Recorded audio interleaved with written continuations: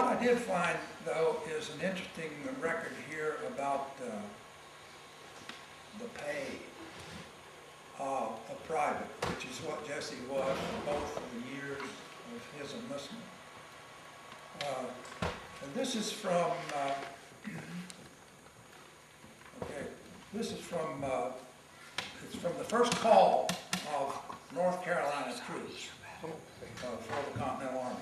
Resolved that it be recommended to the Convention of North Carolina that they immediately raise at the expense of the continent 2 battalions consisting of 8 companies each, and each company of 68 privates, officered with 1 captain, 1 lieutenant, 1 ensign, 4 sergeants, and 4 corporals.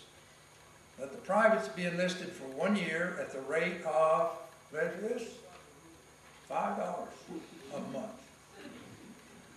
And the funny part was, most of those privates who were paid $5 a month never saw $5 gold.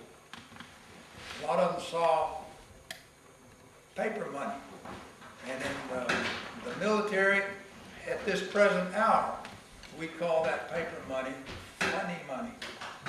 You can only buy stuff at the military exchange when you're overseas with funny money.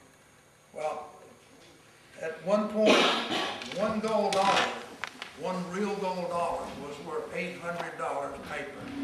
That's what the exchange rate was. So anyway, we're pretty sure that Jesse got paid $5 a month for that 2 years that he served. And I thought for a long time that, well, he probably got paid pretty well and saved that money and bought the land in Rutherford County, because it would be about the same time in his life that he would do this. But I think he got the money somewhere else, and I'll explain it to you, where I think it came from. They started paying these men in receipts, pay vouchers. They didn't have enough money to pay them, and so they started giving them like a promissory note, you know. After the war is over, we will pay you so much. These were called pay vouchers. Let me read you just one paragraph here. It says, after the war, further legislation permitted the use of these pay vouchers to buy land. Additionally, vouchers appear to have been used by holders to pay private debts, generally by endorsing them to someone else.